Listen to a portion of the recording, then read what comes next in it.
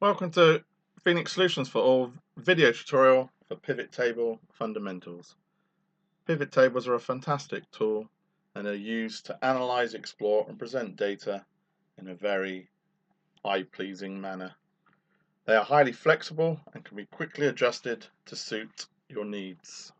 I'm now going to switch to my data set. So your initial data set must be clean, i.e. set in columns with defined column headings. So you'll notice in row 1 I have my column headings, make, sales date, model, etc. all the way across. So to insert a pivot table, insert tab, pivot table at the beginning of the ribbon. Next stage is to complete the pivot table wizard. So where's the data I'm trying to analyze? So because I placed my cursor in one of the cells in the data, it's automatically selected the entire range for me, so A1 to J521. So it must include the headings, which it has done in row 1. We want to place it on a new worksheet. However, if you wish, you can have it on an existing worksheet in your current workbook. So I'm going to click OK to complete the creation of the pivot table. So over on the left hand side I have my blank pivot table 3, and on the right hand side it's automatically given me a pivot table fields list.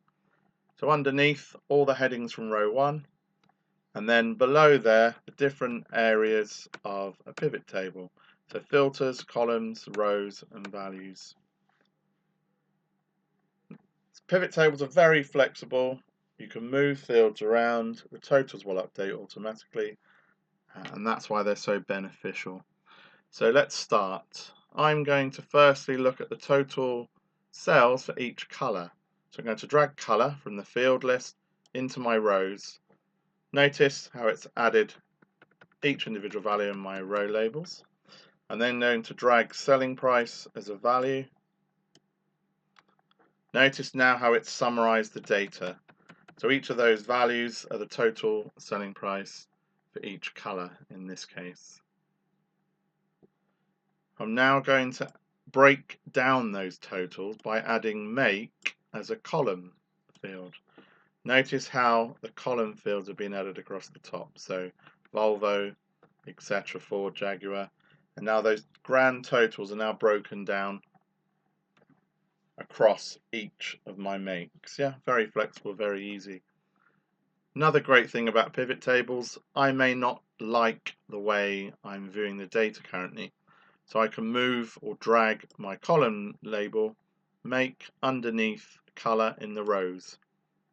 Notice the same values but different way of showing the information. Very flexible. I'm now going to change the function. I may want to see averages.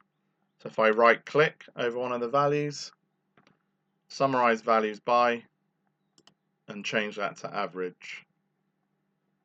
I'm going to put it back to sum again, so right click, summarize values by, and then sum. Just going to drop year now as a column label. Now when I have multiple rows and column headings, I then start to get grand totals, top and bottom, and also subtotals, which appear at the moment on top, so the white subtotals.